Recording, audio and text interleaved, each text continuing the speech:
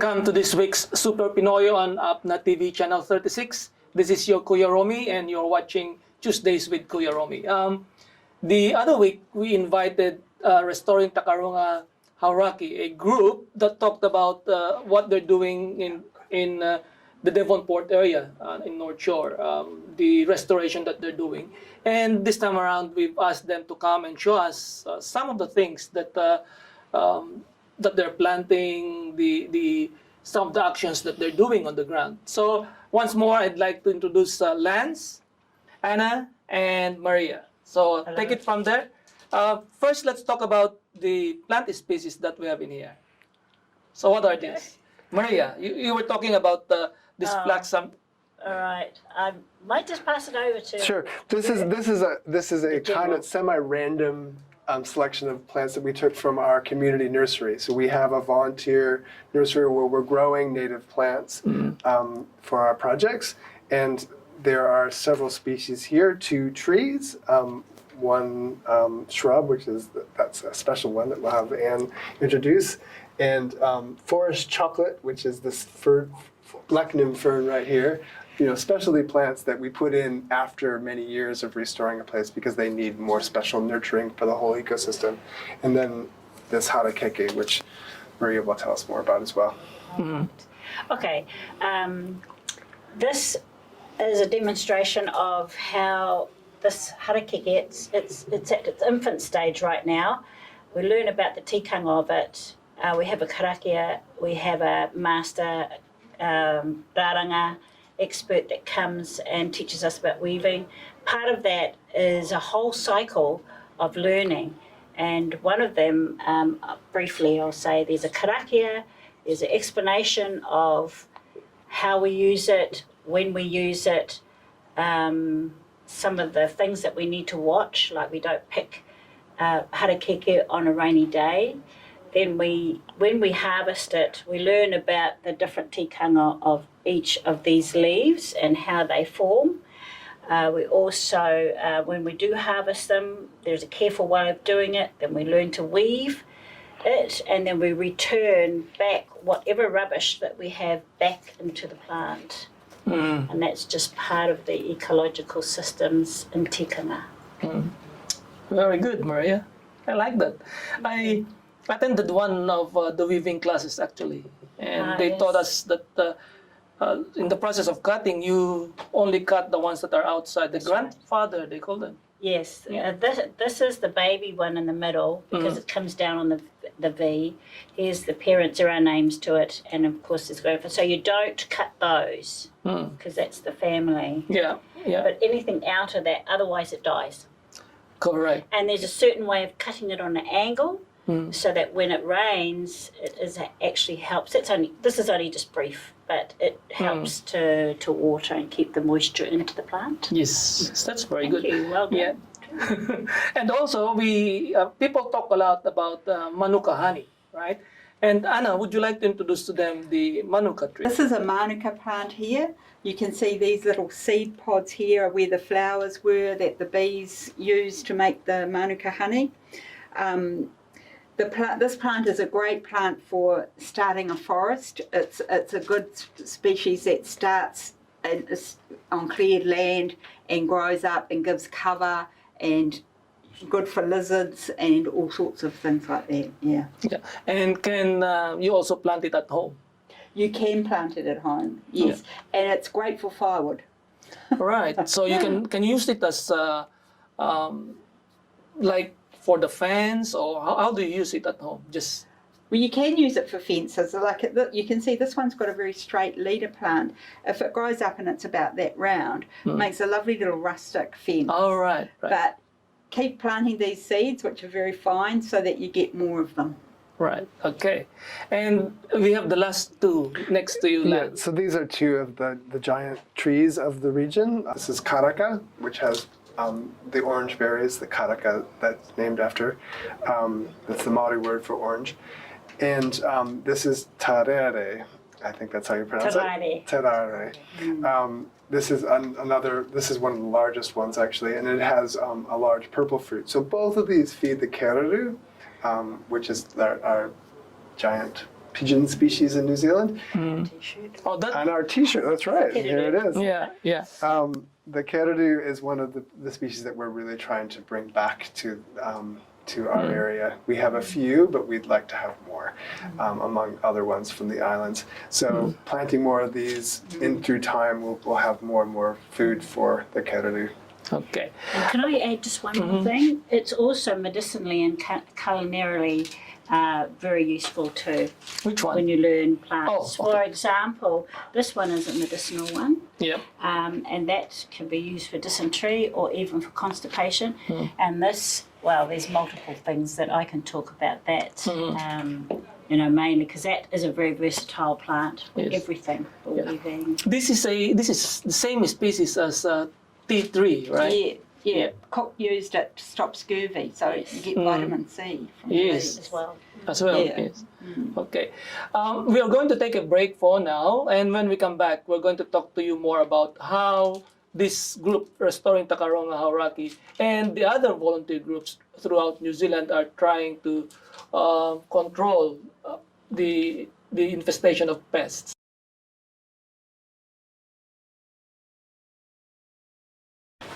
We're back, and in this part of the segment, we're going to ask the Restoring Takaronga Hauraki group more about the plants that they brought here in the studio for them to show us. And at the same time, we're going to talk about how they control the infestation of pests in their area. So, one question that was asked from us is, where do you get seedlings, for example, of Manuka and the other trees, just in case they want to plant them?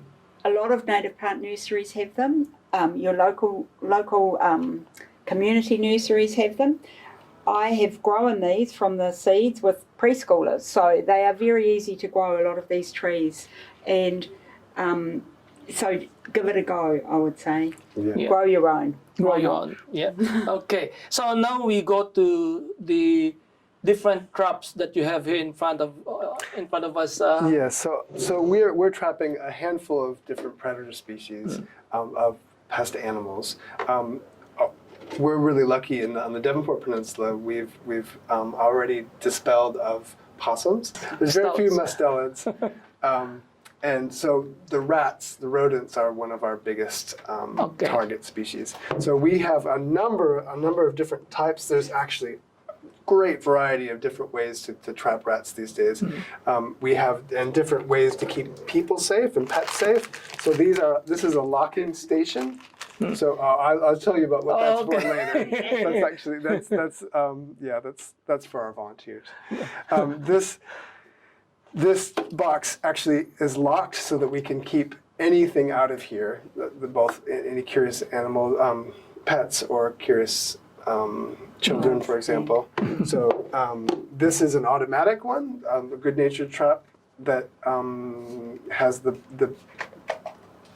bait up on top, and then a canister that triggers a cylinder that can be repeatedly triggered and kill repeatedly. Poison. No, so this is a manual trapping. So it actually has a piston that kills the animal very quickly. So a very humane, very good way. Similar to these traps. So these are mechanical traps. A very easy one, the T-Rex that we use a lot with volunteers who are maybe a little bit, so that you put the bait onto there, and the animal comes along and it snaps shut like that. Similar, this is the classic mouse trap, but a little bit better because it has a hood, so it forces the animal to come in just the right direction.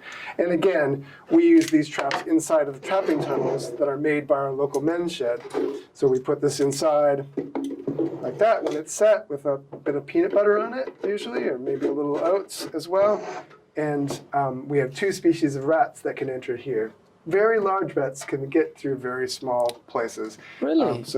How big will they be? How long will the rats be? Yep. About this long? we can have Norway rats that are up to that size. And they can black rats. They fit into that small hole. And they can go right through that hole. And then peanut butter. Yeah, and they'll smell peanut butter from far away. Oh, so that's the reason why you have this. No, so we have this. This is one of our key tools. in enticing and getting volunteers to come. So we always have cups of tea and biscuits along. It's part of the deal. We also do, as we mentioned last time we came, we have scientific monitoring. So this is an example of a chew card. So we bend this in half and put it onto a post. And that blue stuff coming out is, again, peanut butter, but peanut butter that's been dyed so you don't eat it. The kids won't, but then you can see the chew marks, the bite marks of the rats or other animals that come and tell that there's some in the area. And then we can bring back traps and get them. We also have tracking tunnels where you can have, you can put this inside of a tunnel and then, and a bit of peanut butter in the middle. The animal comes across and puts the footprints out the other side, and you can see if it's a possum or if it's a weta or a hedgehog or a rat is what we want to find. Yeah, right. Thank you very much for being with us today. And before we go, I'd like to thank Lance, Anna, and Maria for being with us today. And if you have some last words that you want to tell our audience. This is really fun work. We've developed this team. We come together regularly on reserves, and we welcome school children into reserves, and we'd love to have people join us. And our volunteers become friends for life. Yes, that's true. Yeah. That's true. Okay. And it's fantastic for your mental health being out in the natural world, listening to the birds. You forget about COVID-19. It's lovely. That's a good one. That's a Yes. good one. So we'll be seeing you once again here on Super Pinoy on APNA TV, channel 36. This is Kuya Romy, and this is our segment, Tuesdays with Kuya Romy. See you next week. Super Pinoy, ikwento mo. Super Pinoy, ikwento mo. We started our business in 2013 actually, but then as a business that was 2013. But then we started our hives. We are lucky that in my former job before, he gave us a swarm, 3 swarms. So from the 3 swarms, we developed, or if not increase the numbers into 7. And then become 21, and then we thought, how can we make money out of this? So we have to increase the number. So it went as far as 300, but 2 years ago we thought of giving up because there's no money coming in. But then we thought of a better idea on how we can have some revenue. So yun po ang pinag-startan namin. In a way, nakita rin namin na ang kagandahan na ginagawa namin ngayon is it's not only purely money, we are also giving back to the community in a way that we are sharing the word of bee to the elderly.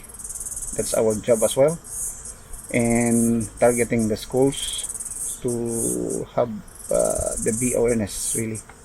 And at the same time, we see it that we have more time now with the kids, we have more time with my wife. And at the same time, we use our previous job when we were in the Philippines doing some information education campaign. And then we thought, why not use this as an avenue? But of course, we have to have money on it. So we have our services, which includes our pollinations in the orchards, little bit of honey at the end of the season. And we are developing the beeswax and beeswax wraps. So, which will further explained by Maria. Pari sir, nag-start po yun, that's the positive na nangyari po during COVID. It gives us more time to think on how to expand the business. So, it gives us an avenue to rethink, and then para po makahanap kami ng another source of income dun sa aming business. Kasi we found na meron pong mga beeswax na naandyan lang. So, we research and find something that's useful. So, yun po yung nag-come up na why not we try to make beeswax candles and beeswax wraps. So, through research, through the help of nowadays, luckily we have the YouTube and marami pong information. But of course, we have to try it in our own to make it work. Kaya po lahat ng dapat namin gawin, like candle burning test, we have to do it. Para po kasi and at the same time para malaman namin kung may quality yung aming pong product na ibenta. So we do a series of burning tests for the candles, and then for the beeswax wrap, we try like a trial and error for the recipe. So para po malaman namin kung matatanggap po ba ng mga customers namin yung aming pong product na ibebenta. And at the same time, we think na tamang-tama yung mga produkto na ito kasi po ito po yung nagpapatunay na ang beekeeping po ay hindi lang po for honey. So there are another areas or another source of income generating na pwede pong magawa. So kaya po yung sinubukan po namin. So to date, may dalawang market na po kami na napuntahan. So this coming year, meron po kaming 2 na naka-line up ngayon pong January 16th and at the same time February 1st. So, but we are keep on trying kung paano po namin mapapa-improve lalo yung aming mga produkto na binibenta. So, yung aming pong beeswax wraps, yun po yung alternative sa paggamit po ng mga plastics. And since we are also an advocate in protecting the environment, so sabi po namin, tama-tama po yun sa amin pong kagustuhan na para in a simple way, makatulong po para to preserve and protect our mother nature. Sir, for the kids, parang ine-expose namin din sila because as we telling them, maaring they might not be really purely interested with beekeeping, but the thing is they can learn the basic life skills that they can bring it along throughout their life. Na kahit papaano, po sila mga lalaki, na kahit papaano marunong sila humawak man lang ng martilyo. So parang ganun po sir. And at the same time, yun nga, may time na where yun yung pinaka-quality time namin na may contribute na sama-sama kami na gumagawa ng pagbibikiting. But of course, it's not always the good thing. Diyan lalabas na yung init ng ulo kapag yung nagrarattle na. But the thing is, it's a part of life na para makita po nila that's always happy thing. So, yung mga skills na tinuturo po namin sa kanila is for them in the future. Para may ready na nga sila in the future. Kasi ang experience ko kasi I wasn't able to concentrate or if not sinaulo yung mga tinuro ng tatay ko or even my brother who is a builder or carpenter that. And ngayon napagtanto ko na kung pinag-igihan ko yun, meron akong may tuturo sa mga bata, but then the thing is they are very keen anyway, and it's good because they are learning. And at the same time, we are thankful for that, for them. And meron ding banding kaming apat because with this, we have more time with the family really.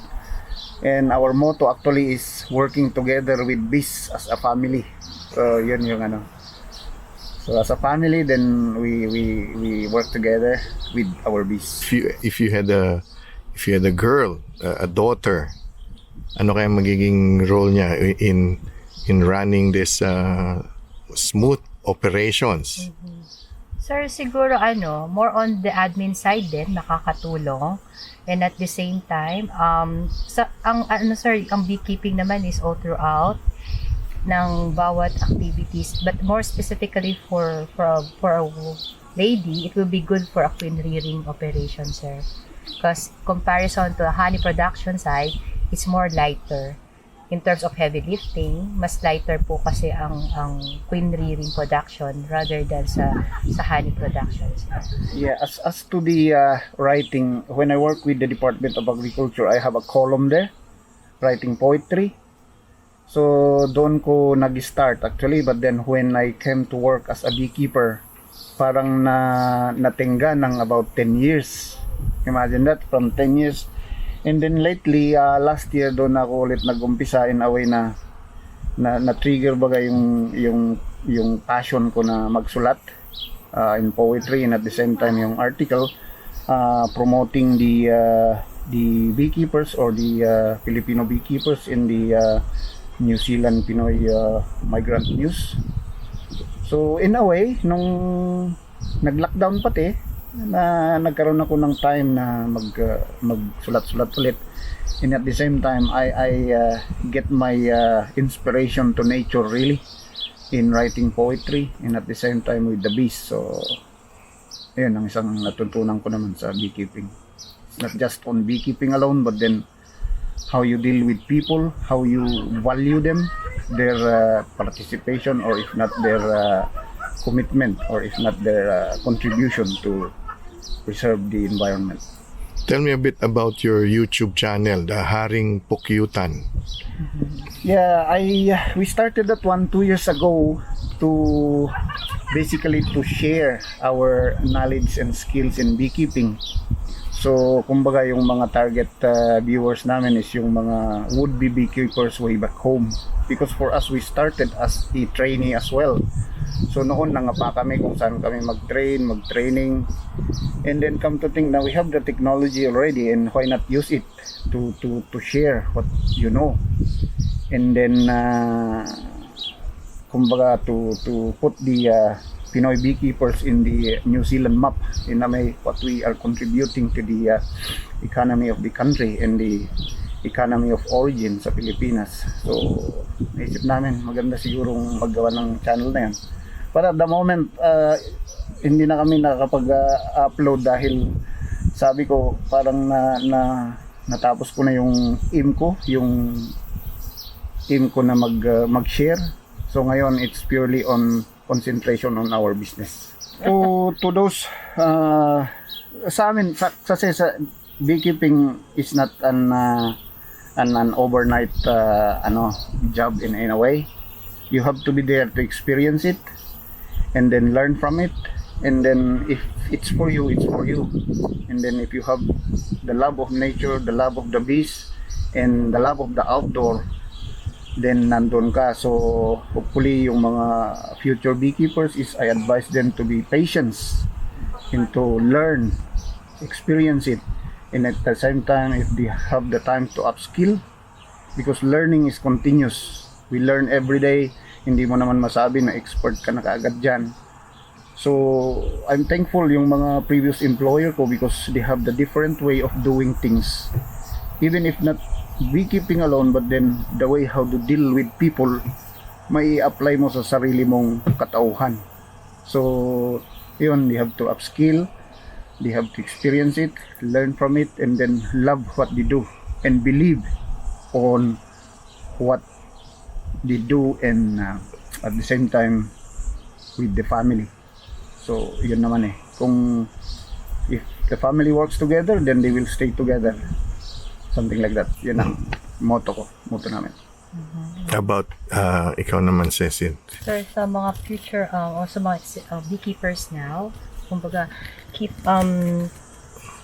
talagang kailangan, as I totally agree with Celso, kung kinakailangan yung mag-upskill. We are fortunate here in New Zealand because there are lots of trainings available, like the primary ITO, they are offering trainings for beekeepers, and then meron din po dyan na mga ibang mga institution na nag-o-offer. So aside from practical, it will be good that you back up your practical skills with technical skills. So we are an advocate really to keep on promoting beekeeping education. So, sana po, laging pagtuunan nila ng pansin, na i-upskill din nila yung sarili po nila. And then, talagang, let's face it, seasonal ang beekeeping, na kailangan physically fit and mentally fit. And sana, pati rin naman yung mga higher-ups, they were well supported. And if they not really feel happy, why not suffer yourself and try to find something else that will make you happy. Like for example, if you cannot happy in your existing job, why not try to do it on your own and try something else out in your comfort zone, para po naman masubukan po ninyo na hindi lang pala sa isang field lang kayo po pwedeng gumawa. Kaya kami hindi po namin sinamayabang, pero po sa amin, ang experience po namin, we are also a caregiver at the same time. So, we are a beekeeper and a caregiver at the same time. So, meron po tayong mga opportunity na hindi lang pang beekeeping, pwede rin pang caregiving. And at the same time, for family, yun nga, try to involve kids because they will learn a lot of things. And ito na lang din po yung pagkakataon na magka-bonding ang bawat isa. And at the same time, try to involve them as much as they can. Because marami rin po tayo mapupulot sa kanila. And to think we're so lucky na yung mga anak po namin, they're very helpful. At halos nung mga ginagawa po namin, they are part of it. Sila po yung gumagawa at nagko-contribute para po lalo po maging progreso at umusad po ang aming pong maliit na negosyo. Let's take a look at what's happening in other parts of the world. Scientists around the world have rushed to find a vaccine to protect against the virus that's caused the COVID-19 pandemic. The virus has claimed more than 2 million lives and infected more than 100 million people. Yet despite the proven protection that COVID vaccines offer, people still have doubts about getting one. I don't know what to believe, to either believe the news, believe social media, believe whatever is out there, I'm a little bit skeptical because I want to know, how is it going to affect my immune system? I don't see why I would take a vaccine for something that I may not ever get. The skepticism is just as real in sprawling cities like Los Angeles and in the small towns of West Virginia. The bad part about it is if it goes wrong and you do get a virus from it, then what? Some vaccines are made from weakened or dead viruses, but experts say there's no need to worry. Dr. Tosin Goji of the Cleveland Clinic was trained in infectious diseases. No, it's not going to give you COVID. It's not a live vaccine. You're not going to get a COVID infection. Although the vaccines are new, Dr. Goji says the technology used to make them is not. It was initially put together for cancer patients. So it's not like we just found this technology within the past year for COVID. It's something that has been in place. And when the opportunity came, it was like an aha moment, like we can use this technology for this. The World Health Organization has a web page that addresses the myths and concerns about the vaccines and the virus itself, including who can get COVID-19. The answer, everyone. Can certain foods, like garlic, protect against COVID? What about dietary supplements or vitamins? The World Health Organization says there's no evidence they can. And then there's a belief that these vaccines can change your genetic code. It will destroy your DNA and you'll become part of like a transhuman because they're putting nanoparticles into it. The Pfizer, Moderna, and Sputnik vaccines are mRNA vaccines, or messenger RNA vaccines. Remember the spike protein on the COVID virus? These vaccines teach our cells how to make a protein, or even a piece of a protein, that triggers an immune response inside our bodies. It's not changing your DNA. People think, oh, it's going to change me. And that's why I take the pictures. It's not integrating itself into your DNA. No, it's not changing who you are.